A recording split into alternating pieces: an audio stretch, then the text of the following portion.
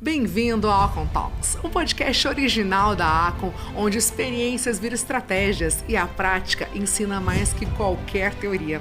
Eu sou a Lígia Blanco e ao lado da Roberta Raposo, nós vamos compartilhar os bastidores, desafios e aprendizados de quem vive o comércio internacional na pele. Separe seu passaporte e vem com a gente.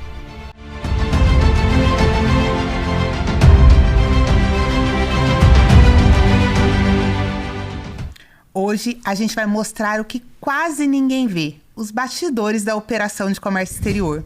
Aquele trabalho que começa muito antes do produto sair da fábrica e continua até depois da entrega. E para isso, ninguém melhor do que ele.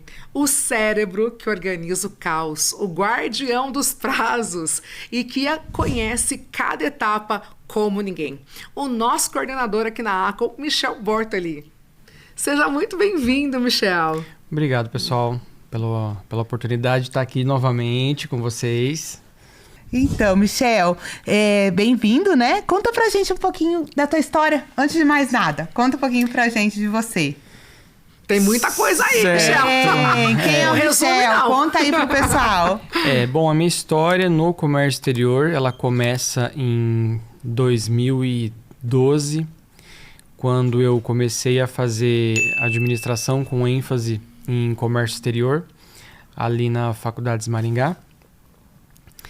E fiz 2 anos e era muito mais voltado para a parte administrativa do que da parte de comércio exterior, então eu decidi na época, ainda estava tentando me encontrar em alguma graduação, né? Decidi trancar. E após isso eu fui morar na Argentina, fiquei em Buenos Aires, trabalhei lá por um tempo. E quando eu voltei, eu fiquei sabendo que tinha o curso, o tecnólogo ali no Unicesumar, onde eu entrei em 2015 na turma onde a Lígia foi minha professora. E ali eu já comecei a saber mais quem era a Lígia, né? Pois eu já conhecia ela, o nome dela no ramo de comércio exterior desde da primeira graduação. E um fato engraçado é que na primeira vez, em 2012, eu tentei entrar na Acon. Não era a Acon na época, era outro nome, a empresa. E não fui aprovado. Não passei no processo seletivo. Onde a gente estava com a cabeça? Meu Deus do céu! Você acredita? O que tinha acontecido naquele momento? Não tô entendendo isso. Misericórdia, gente. Como a gente tinha tido a oportunidade de ter você antes, Eu né? não fiz o requisito naquela época. Você acredita? E após isso, eu vi que eu precisava me capacitar mais, né? Porque eu tive noção da concorrência ali, do pessoal que estava ali.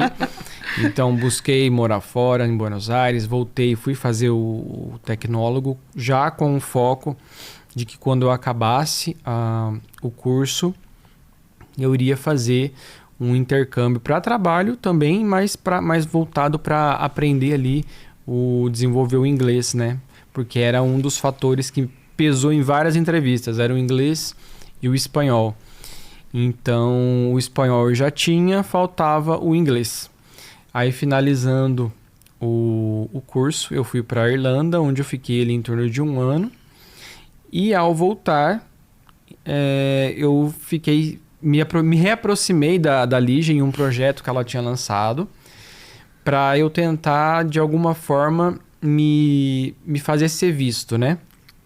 Como ela disse em uma aula que eu lembro até hoje, muitas vezes a gente não vai ter oportunidade na vida, então a gente precisa fazer a oportunidade acontecer. Então, eu corri atrás de me fazer ser visto e lembrado e procurar algum tipo de experiência, mesmo que fosse sem remuneração.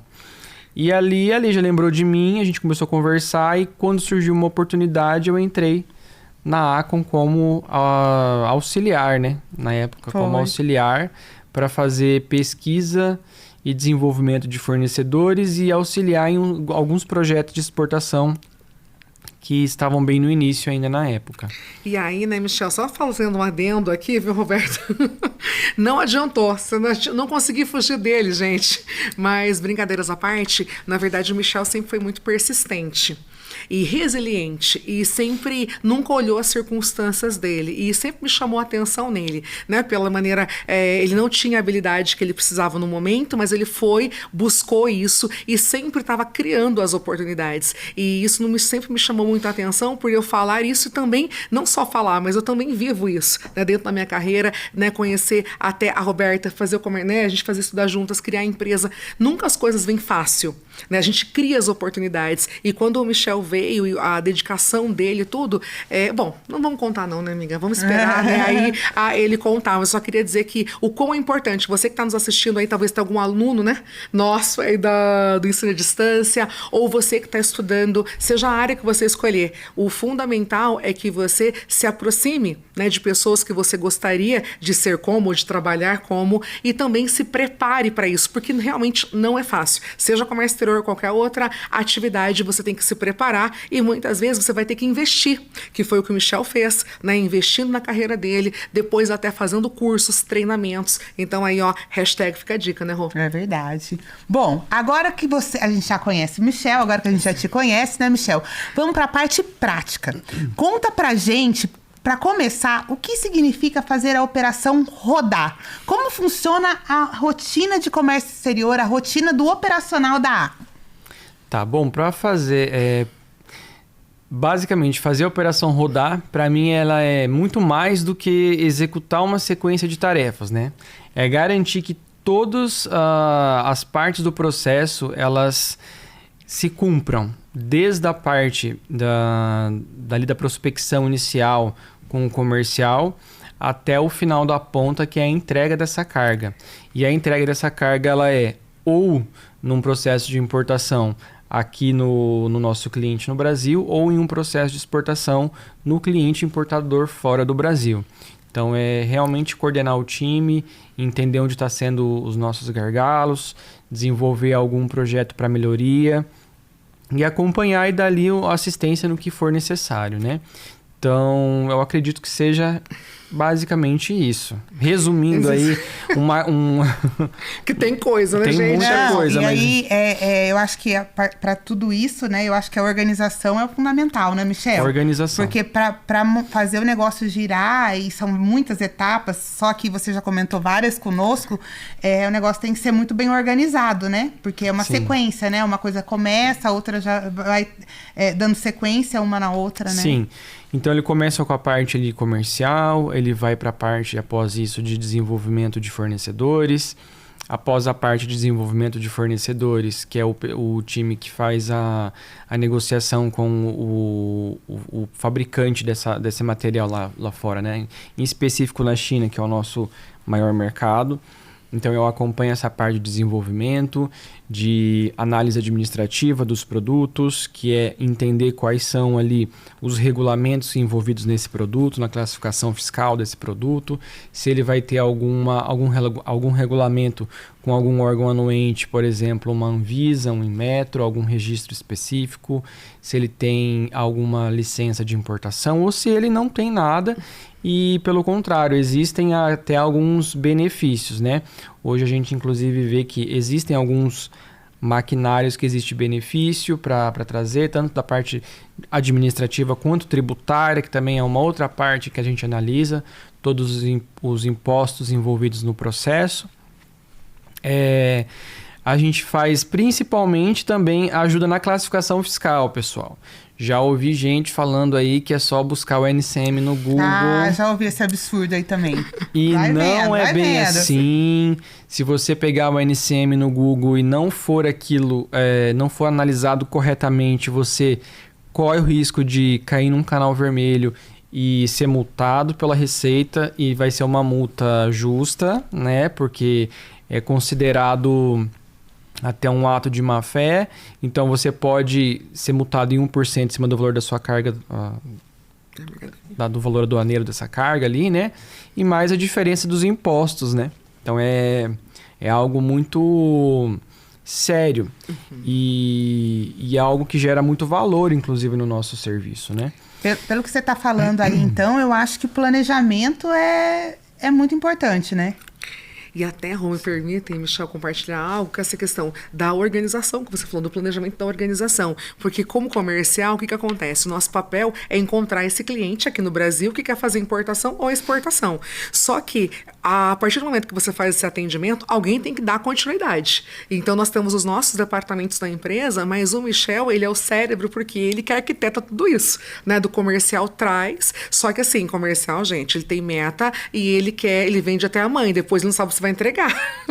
E aí que a gente joga. Aqui não.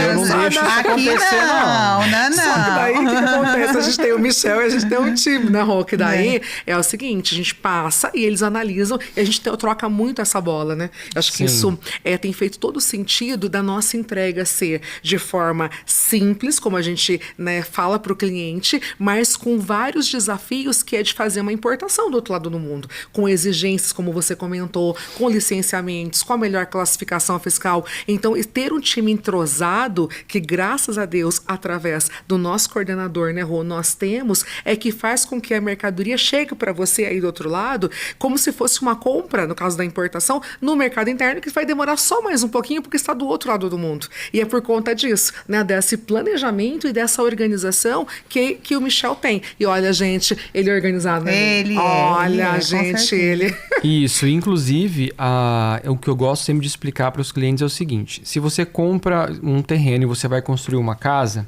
e você contrata um arquiteto, antes de contratar a mão de obra, você vai fazer um projeto. Então, o nosso desenvolvimento de fornecedores é esse projeto. É entender todas as etapas, os custos envolvidos, para que na hora que isso virar um processo operacional, é óbvio que os valores não vão estar 100% em cima daquilo, porque a gente tem fatores variáveis, né? Tem o dólar, tem frete que oscila de acordo com o que acontece no mundo. Então, hoje a gente tem guerras, a gente tem várias coisas aí que influenciam tanto em momentos para um valor baixíssimo, como em outros momentos, aí, igual na pandemia, que um frete de um container chegou a quase $15 mil aí, né?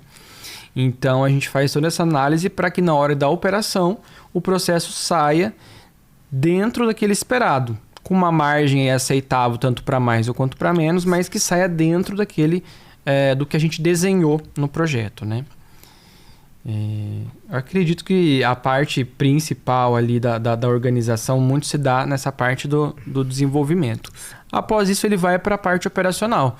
Então, o cliente, ele aprovando o processo, a gente faz uma transição interna que remete esse projeto que a gente desenhou para a parte operacional. E a parte operacional começa a pôr em prática tudo isso. Então, ele vai atrás do cliente com a proforma atualizada para fazer um contrato de câmbio, acompanha a produção, já vai preparando o pré-embarque, já vai preparando todas as questões de coleta dessa mercadoria lá no exterior, estofagem do container, levar para o porto, fazer o desembaraço lá na China, que a gente também, dependendo do Incoterm, né, do que foi negociado com esse fornecedor, nós somos os responsáveis por fazer esse desembaraço e essa logística dentro da China. Então, o time operacional vai pôr em prática aquilo que foi desenhado, né, ali atrás. E daí, finalizando essa parte operacional, a gente monta um fechamento que vai para o nosso financeiro fazer o fechamento e entregar para o cliente ali junto com a carga. E Michel, o que você acha que para uma carga ser bem sucedida, o que é primordial? O que você acha que assim, não pode faltar para uma importação ser bem sucedida? Planejamento e a contratação de um bom prestador de serviço. Porque tem muita gente vendendo milagre no mercado. E quando eu digo milagre, é tempo. E tempo, a gente sabe que hoje ele vale ouro, mas ele existe um cronograma para o processo acontecer. Então, a gente precisa deixar isso bem desenhado já desde o começo, até para o cliente ficar ciente de todas as etapas, né? Uhum. Do que vai ser o processo de produção, de embarque, de chegada, e também deixar ele ciente de que algumas variáveis podem acontecer no meio do caminho, que é o maior medo da Roberta. É quando o navio atrasa. E eu vou contar um spoiler de bastidor. Quando o navio atrasa, existe um medo geral de avisar a Roberta, porque ela entra em pânico. Porque ela entra em pânico que o navio atrasou. Eu fico louca. E daí eu fico louca. E ainda quando eles não me contam ainda, porque eles... Agora, ele falando que rola esse medo geral de me contar, é porque eu fico louca quando acontece. Vocês já sabiam desde quando? A gente tem que... Porque a gente trabalha muito com isso mesmo. A gente acha que imprevistos podem acontecer, mas a gente tem que lidar com eles sempre com a verdade, né? Então, assim, atrasou o navio, a primeira coisa que a gente faz é ir pro cliente, olha, o navio tá atrasado, a previsão é tal dia, porque as pessoas têm que se organizar, planejar, né? E tá organizado. Então, e eu sou muito metódica, ele tá falando isso que é o meu maior medo e é onde eu fico, porque eu quero que tudo seja conforme a gente detalhou, e às vezes realmente sai um pouco do nosso controle, né? Não tem jeito, tudo na vida.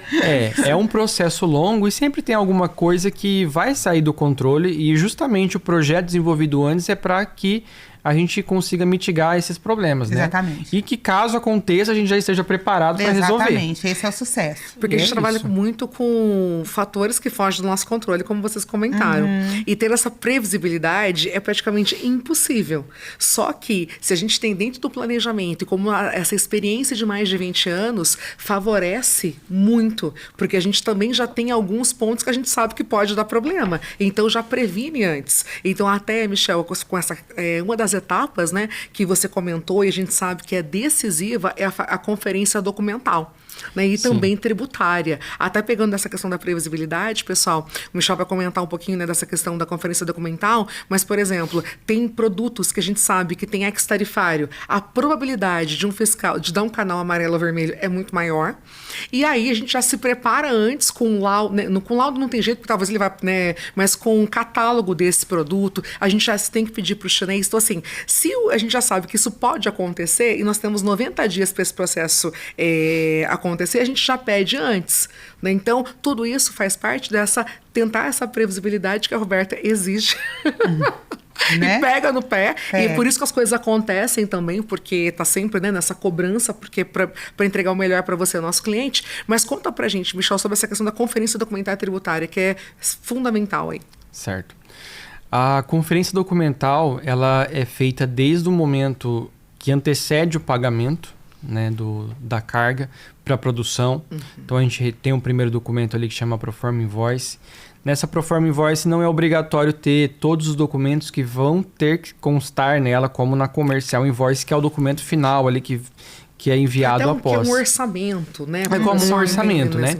Então, ali já precisa constar alguns dados que não podem estar errados, né? Como dados bancários do fornecedor, que acreditem, às vezes até o próprio fornecedor manda errado e pode, né, acontecer dele mandar errado, então a gente precisa conferir. Dados como a questão de quem é que está comprando, quem é que está vendendo e também a conferência dos demais documentos. Cada documento nesse processo ele vai ser vinculado a uma operação. A de pagamento, a de desembaraço, o romaneio da carga que vai deixar claro para o fiscal o que são os produtos dentro dessa carga, medidas de caixas, peso, etc. Documento do navio, documento de certificado de origem em casos de benefício fiscal, né, país do Mercosul ou países em acordo com o Mercosul. Enfim, a gente tem uma série de documentos que precisam estar 100% corretos para evitar qualquer penalidade ali na receita em caso de canal diferente de verde, que seria canal amarelo ou canal vermelho. Igual a Lígia comentou, em caso de ex-tarifário, que são alguns benefícios, que é um benefício do governo, para produtos que não há semelhantes nacionais, não há semelhante nacional, ou seja, não é produzido nacionalmente esse produto. A gente precisa comprovar isso de que ele realmente não existe aqui, que nós não estamos abrindo uma concorrência com o mercado interno, então precisa ter uma documentação mais complexa, né, Lígia? E isso precisa ser feito com muita antecedência, para que quando a carga chega aqui, a gente não tenha nenhuma surpresa. E daí até você procurar e desenvolver esses documentos é custo, porque é produto no porto parado, é armazenagem. Então a gente sempre trabalha com um planejamento de antecedência, né? Ô, Michel, a gente comentou ali que a gente faz toda a parte de prospecção para o cliente, encontra o fornecedor, faz uma análise de viabilidade. E quando o cliente vai lá e fala assim, olha, eu quero fazer essa operação, fechei o orçamento com vocês, gostei do produto, achei legal o preço, quero fazer. Quando que a operação começa? O cliente aprovou. Cada etapa, o que acontece nesse momento? Quando que começa? Quando ele vira real? O que acontece? Certo. Então, assim que eu recebo a informação de que o cliente fechou o orçamento, eu já aviso o pessoal do comercial, a pessoa responsável que fechou esse orçamento, para que ele já crie dentro do nosso portal, do nosso sistema, uma pasta vinculada, né, para esse cliente e já coloque ali os documentos que vão ser os documentos pertinentes junto com o orçamento aprovado. Porque todo o processo ele precisa seguir aquilo que foi orçado, aquilo que foi feito o estudo. Qualquer coisa que foge dali, a gente tem que voltar a renegociar com algum parceiro para que volte o mais próximo possível daquele desenho inicial que a gente fez. Então, primeiro é feita essa pasta, após isso eu mesmo faço um cadastro no nosso controle de processos e crio um número de processo para gerenciar esse processo com todas as suas entradas e saídas ali de valores e de documentação. Então, essa é a etapa inicial aí. Tá. E essa organização, gente, é ele que faz, tá? Que ele arquiteta ali com o time, porque vem do comercial, aprovou, depois ele tem que passar para algum colaborador nosso que vai fazer todo esse processo interno, né? Isso. Aí eu já delego para quem vai ser o responsável operacional pelo processo, né? De acordo aí que eu vou fazendo uma análise, quem tá com mais processo, quem não tá, de forma que eu não deixe ninguém sobrecarregado, para que a pessoa consiga destinar o tempo correto em cima daquele processo e a gente não tem nenhum problema. É muita informação, né, gente? Muita. Vocês perceberem que é tudo muito minucioso e envolve muitos detalhes. Então, resumindo, né, Rô, até agora, dentro dessa parte, né, operacional, né, que acontece dentro do escritório, então, nós temos alguns serviços, um deles, que é o exemplo que nós estamos dando aqui, é o caso da importação. Então, você que talvez tenha interesse aí, né, em comprar ou importar um produto lá do outro lado do mundo, porque você já vê esse produto aqui no Brasil, ou você já compra de alguma importadora aqui no Brasil, mas através de uma prestação de serviço nossa, que é a busca de potencial fornecedor e uma análise de viabilidade, a gente consegue encontrar lá na China para você o produto, apresentar para você quanto é que ele vai chegar aqui e um orçamento. E esse é o papel do comercial. Ok, aprovou? Aí a gente começa toda essa parte interna, que é o bastidor, né, Rô? Que ninguém vê. Exatamente. Mas que é cheio de detalhes e é muito minucioso. E é isso que faz com que a gente entregue, né, o melhor para o cliente com o menor preço e faz com que você agregue valor na tua venda no mercado interno, né, ou do produto pronto, seja uma matéria-prima, ou de um produto já acabado e a distribuição. Então, só para a gente fazer aí, né, um resumo e você entender na importação como é que funciona dentro do bastidor a partir do momento que você fecha aí um trabalho conosco. Exatamente. Isso que eu estou comentando aqui são dos processos de importação, né? Aí a gente teria os processos de exportação, que é o inverso, né? E a parte que é inicial, que seria o desenvolvimento de fornecedores que a gente faz para importação, a gente faz análise de mercado, desenvolvimento de potenciais clientes para exportação, que é um processo mais demorado, porque aí você precisa procurar esses clientes e desenvolver primeiro a empresa, né? Deixar ela preparada para exportar, e depois você procurar esses clientes. Então, é um outro projeto que nós temos, né, Lígia? Que chama o Exporta Mais. Então, quem tiver interessado pode entrar em contato aí para que a gente marque uma reunião para eu explicar. Mas essa parte inicial ela é bem minuciosa, igual a Lígia comentou. E assim, a gente ajuda não só a reduzir o custo através da importação, dessa prestação de serviço, né, da China, a gente trabalha mais com a China, mas também ajuda você a vender mais através da exportação. Então, deixa de vender só no mercado interno e você amplia além das fronteiras, você pode vender para mais de 200 países no mundo. Então, nós também podemos te ajudar e nosso time interno chefiado, né, pelo Michel, desenvolve tudo isso para que o teu produto, né, chegue do outro lado do mundo e você receba em dólar sem pagar imposto. Será que é bom, hein, gente? Oh, meu Deus! Que é que muita gente, né, pessoal, não sabe disso. Exatamente, exatamente. Então, o nosso papel também aqui na Acon é de desmistificar aí e mostrar que é possível você comprar e vender do outro lado do mundo com menos burocracia. Exatamente. E uma coisa que é muito legal na Acon é que, como é tudo interligado, o comercial começa a operação, mas logo o operacional entra.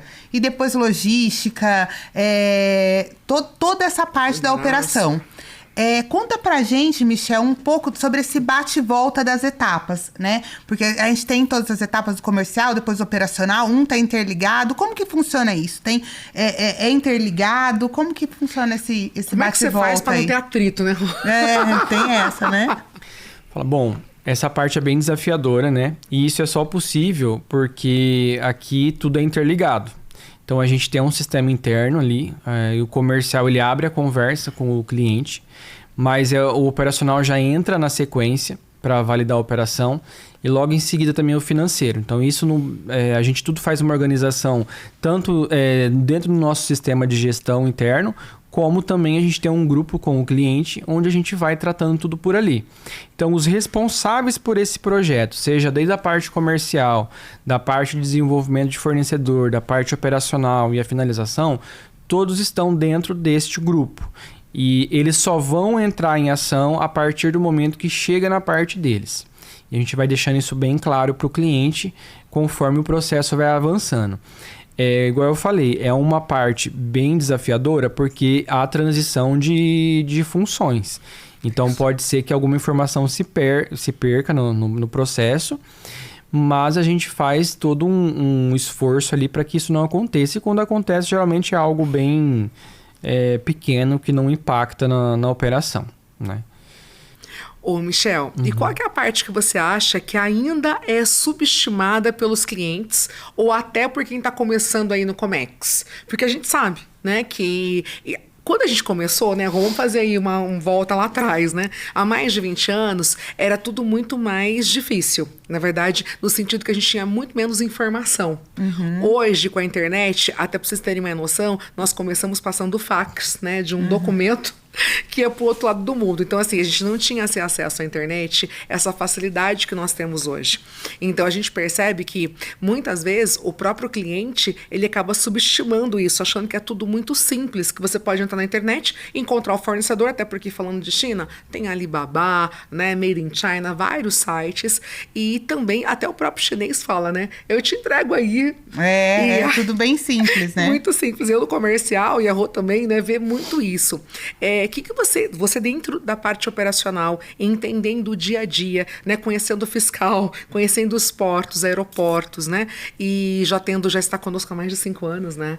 Tudo para 7, gente. Misericórdia, gente, eu pulei uma parte. Há 7 anos, vivendo isso na pele conosco, mas eu e Roberta, eu estou mais no comercial, você ali dentro. O que você acha que é muito subestimado pelos clientes, além disso que eu já comentei, né, e até por quem está começando, assim? São tantas coisas. Bom, acho que a primeira coisa é que isso é uma coisa que eu já escutei, inclusive, até de amigo meu, o que você faz? Trabalha com importação, igual você compra do AliExpress? Não, gente. Sim. Não tem nada a ver uma coisa com a outra. Uma coisa é você comprar num portal de e-commerce e isso vir pelo correio, outra coisa é você trazer carga em container, né?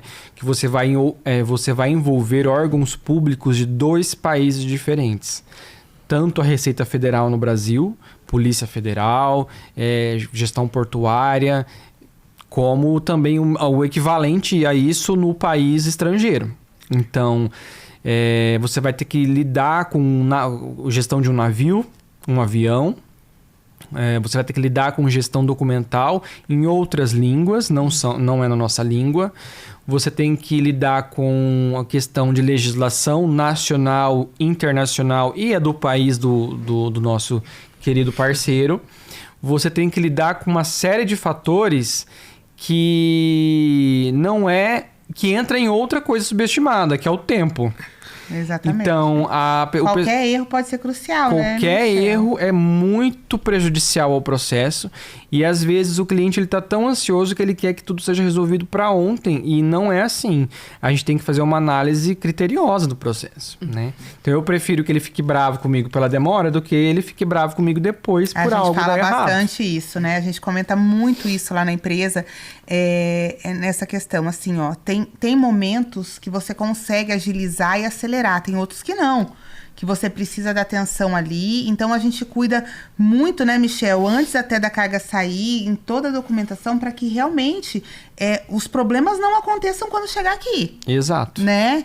E o que pode parecer muito simples, não é. São muitos detalhes, né? É muita coisinha que se não for muito organizado, planejado direitinho, pode dar muito problema, né? E é essa expertise, né, do nosso time, que faz com que muitas vezes o cliente mesmo subestima. Exatamente. Porque daí o nosso objetivo é mostrar de uma forma muito simples, como eu já até comentei com vocês, e de que para ele seja na importação como se fosse uma compra no mercado interno, acaba que ele acha que ele subestima muitas etapas, né? E tem um outro ponto que você comentou dessa questão da gestão do tempo, é que nós brasileiros somos muito imediatistas. Exatamente. Então nós queremos que fazer o pedido hoje, que daqui no máximo 20 dias já esteja. Pessoal, nós estamos do outro lado da China, um navio, me corrija se estou errada, pelo menos 40 dias, se for um navio direto ainda. Então, assim, e quando falo, aceleradores de navio, a gente ri muito lá no escritório, tem até um meme que eles falam, né, que o cliente quer que acelere o navio, gente. Então, essa questão do tempo, ela é fundamental para que a gente consiga entregar, né, de uma forma que atinja o objetivo do cliente, como o comercial vendeu, né? Exatamente. Sim, exatamente. sim. E existem projetos que demandam a gente analisar a legislação. A legislação do Brasil, ela é caótica. É isso. Então, às vezes, eu tiro muito pelo ICMS, né? Que a gente vê no ICMS do Paraná. Então, tem lei que diz que você pode, depois tem uma outra lei dizendo que você não pode, a própria lei que diz que pode. Então, é uma coisa que você tem que procurar o melhor embasamento para poder trazer isso sem gerar nenhum problema. E para você estudar lei, demanda tempo. Né? Existem casos que a gente já sabe de cor? Existem. Muitos, né? Muitos. Mas existem casos novos e a gente precisa ter isso. E também tem a questão do fuso horário. Né? Fuso horário. Eu vou usar a China como exemplo porque é um pessoal que a gente trabalha muito. Mas na parte de desenvolvimento de fornecedores é uma coisa que a gente acha, que a gente tem muita dificuldade às vezes. O cliente, ele tem muito claro na cabeça dele o que ele quer trazer. Só que quem trabalha com desenvolvimento sabe que quando você vai negociar com o fornecedor chinês, ele vai querer todos os detalhes possíveis daquele produto para que ele não fabrique errado. Então, as coisas mais absurdas que você imaginar, ele vai perguntar. Então, a gente sempre pede ficha técnica, foto, então... E às vezes a gente até sente que às vezes a gente acaba sendo chato em pedir muito pro cliente e ele acaba não gostando, mas é uma demanda que precisa ser atendida, ser feita. Então essa questão também eu acho que é um pouco subestimada.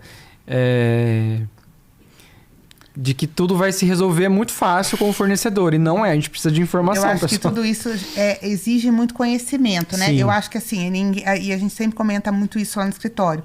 Ninguém compra e ninguém vende o que não conhece. Então, tanto para comprar quanto para vender, a gente precisa muito conhecimento do que a gente está querendo comprar ou do que a gente está querendo vender. Então, assim, para fazer uma compra, para fazer uma importação, a gente tem que saber detalhes exatamente do que o cliente está buscando, do que ele está querendo.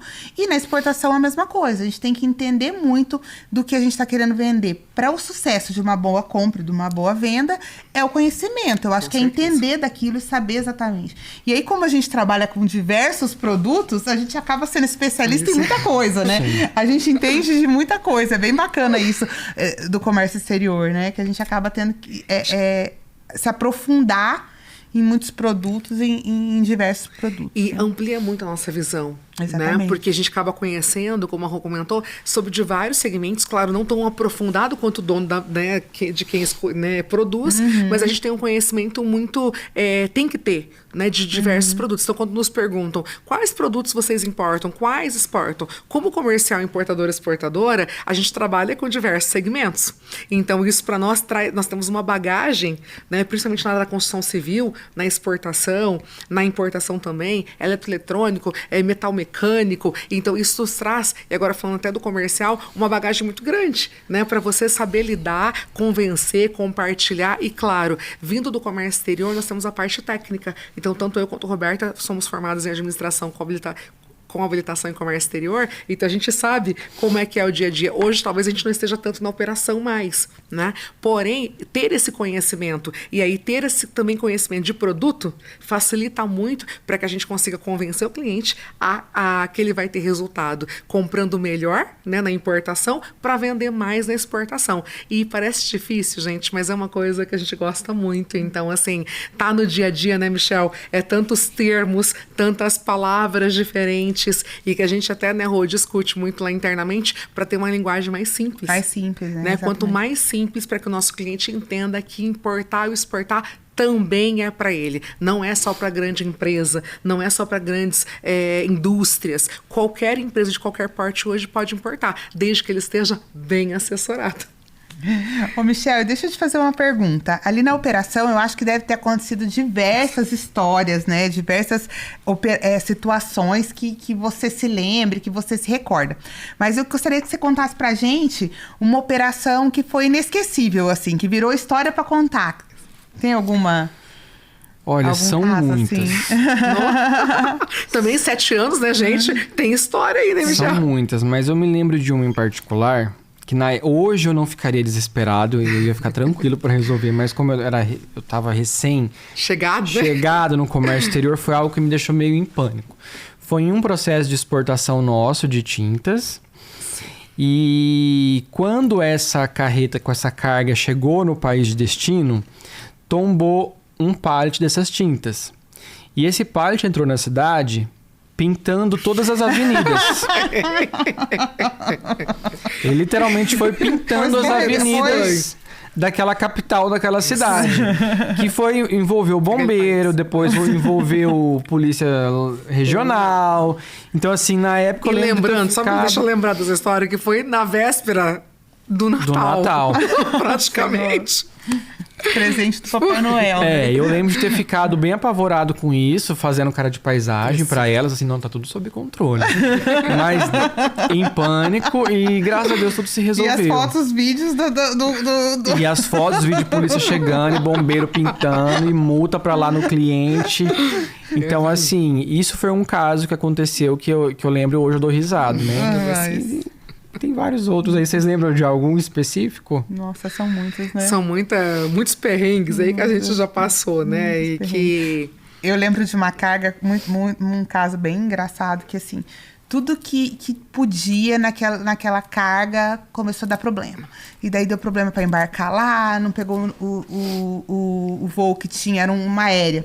Não pegou o voo que estava previsto, daí... atrasou e precisava da mercadoria aqui, e daí foi para Curitiba, no aeroporto de Curitiba, deu canal vermelho no aeroporto de Curitiba, daí o fiscal começou a pedir um monte de coisa, tudo dando problema, assim, era um atrás do outro.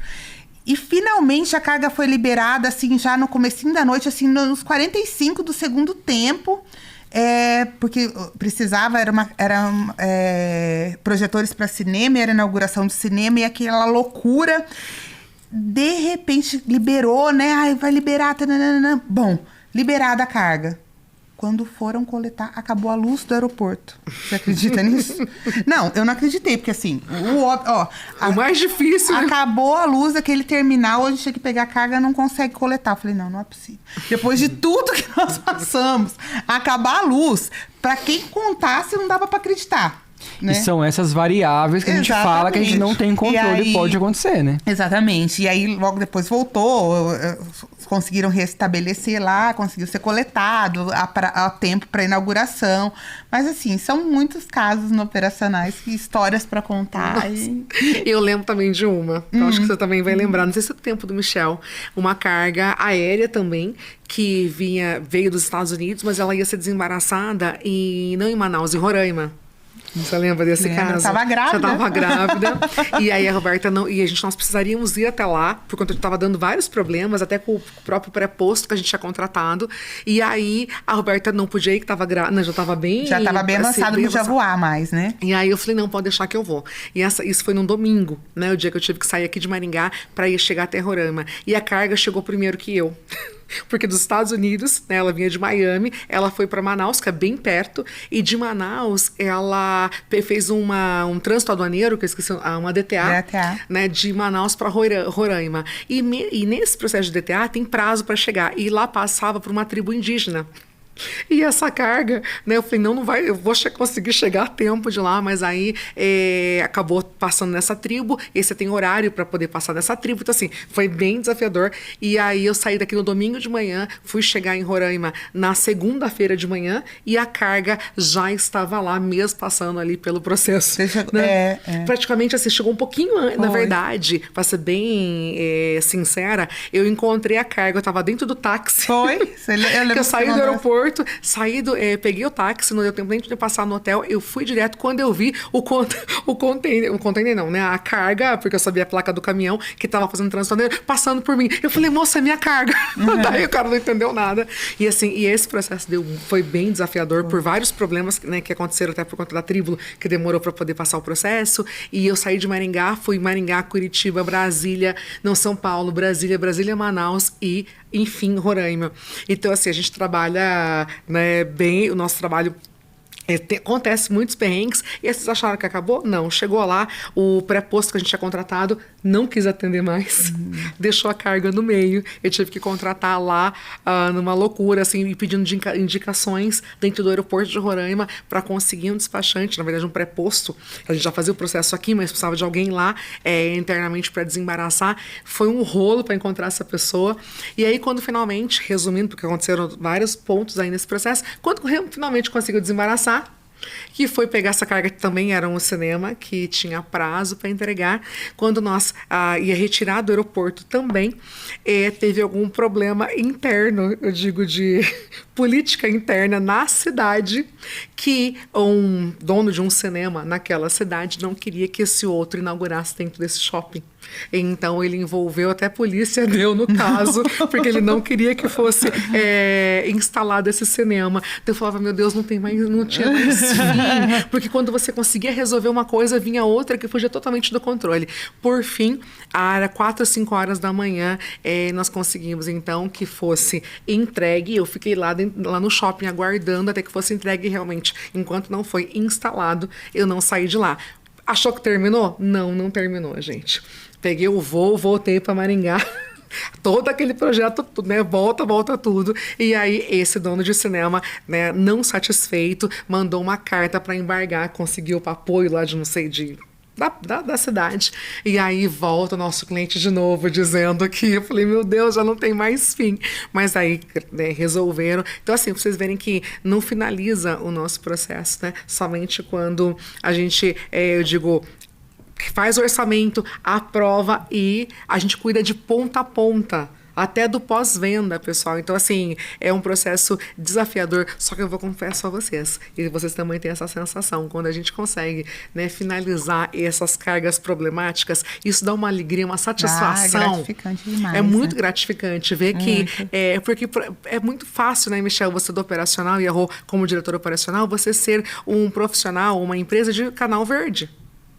Né, que tudo redondo, né? Você mostra que realmente você sabe do que você faz e que você tem a tua experiência colocada em prática quando realmente dão esses problemas. E a satisfação, né, a felicidade de você ver que você bate no peito e fala, eu sei fazer o que eu tô fazendo e eu vou te entregar. E claro, o cliente não fica sabendo de nada disso, né? É verdade, é verdade. Isso que é subestimado também, que as pessoas não veem o que acontece no bastidor, porque é no bastidor que as coisas realmente acontecem e que faz com que a gente entregue para vocês aí de uma forma muito rápida, prática e com menos custo. Sim. Exatamente. E, Michel, tem alguma lição que você gostaria que os ouvintes levassem sobre o que realmente é fazer um... Ixi, volta, gente, desculpa. Era você, né? Tranquilo. É você. Não, pode falar. Como eu já acabei de falar. Pode falar. Então tá. Ô, Michel, e tem alguma lição que você gostaria que os ouvintes levassem sobre o que realmente é fazer comércio internacional na prática? Fazer comércio internacional na prática, igual muito estudante entra achando, não é ficar viajando. Gente, mas você não viajou em 7 anos ainda, Michel? Já viajei, gente, já viajei. Mas não é só viajar, né? Viajar é algo que acontece em questões pontuais, mas a maioria é lidar com leis, com documentação, é lidar com órgãos fiscais públicos. Você vai lidar com transportadora, com agente de carga, e você vai ter a gestão de um processo muito grande nas suas mãos. Então, eu acredito que seja isso, né? A grande lição é que você tem que ser uma pessoa organizada. Toda vez que eu falo isso, eu lembro de uma coisa, eu preciso contar. Ai, meu Deus. Lá vem. Eu lembro que quando eu entrei na ACO, eu era bem mais... Eu tinha um toque com a organizaçãozinha, sabe? Eu era bem mais chato. Hoje em dia eu tô mais tranquilo. Eu lembro que a Roberta me chamava pra conversar, eu ia na mesa dela, e ela tinha um monte de papel empilhado. E eu sentava, que eu começava a me dar comichão. Até um dia que eu falei assim, nossa, você não arruma a tua mesa? Imagina você falar pra tua chefe que você não arruma a que, sua na mesa. verdade, eu me organizo na minha bagunça, entendeu? Não é que era bagunça, mas era bastante coisa, assim, empilhada. É porque é muita coisa que vai chegando, né? E eu tenho... aquilo me deixava meio em pânico. E eu lembro que ela pegou, acho que ficou com medo. E depois, toda vez que ela ia me chamar pra conversar... Eu arrumava ela antes. escondia tudo. Então, assim, quanto mais chato você for com essa questão de organização, mais você vai passar isso pra organização do seu trabalho, né? Então, a grande lição é você precisa ser organizado. É isso E aí. como cliente, né, gente, ele não sabe o que a gente faz, né? Ele tem muita dúvida e muitas vezes ele acha que não é para ele. Então, quanto mais organizado nós formos, mais clareza a gente vai trazer para esse cliente, mais tranquilo ele vai ficar. E eu confesso que eu tenho muita dificuldade também, que eu sou comercial, viu? Porque essa questão operacional realmente é muito detalhe, muita organização e tem que ter um bom planejamento. Então, a gente tá com a pessoa certa, né, Rô? Podemos continuar aí mais uns 7 anos, Michel? Bora. 70. 7, depois mais. vezes Bora. É bom que a Alice e a Marina já gostam dele, né? Ah, nossa, é verdade. Ó, vou dar um spoiler. Michel, você saiu do castigo? Não, o bom de tudo é que eu sei que a Alice não vai me pôr de castigo. Ó, se você quer saber desse spoiler aqui, você tem que assistir, né, todos os nossos podcasts, porque a gente vai explicar essa história, né, Michel? Não, mas eu já saí do castigo faz tempo. No mesmo dia eu já saí. No dia seguinte eu já saí do castigo. Ai, que bacana. Bom, se tem um segredo para fazer uma operação internacional dar certo, é a atenção a cada detalhe. E isso só se constrói com método, responsabilidade e muita parceria entre quem vende e quem compra e quem faz acontecer. Esse foi um podcast muito especial. Obrigada, Michel, por compartilhar aqui, né, com os nossos ouvintes a tua experiência e o que ocorre nos bastidores. E você, continue conosco, porque vem muita coisa por aí. Te espero no próximo episódio. E se você quiser saber mais, marca um horário comigo que eu te explico lá como funciona o projeto. É isso aí, é isso aí. Só gratidão. Obrigada, Michel. Imagina. Até o próximo.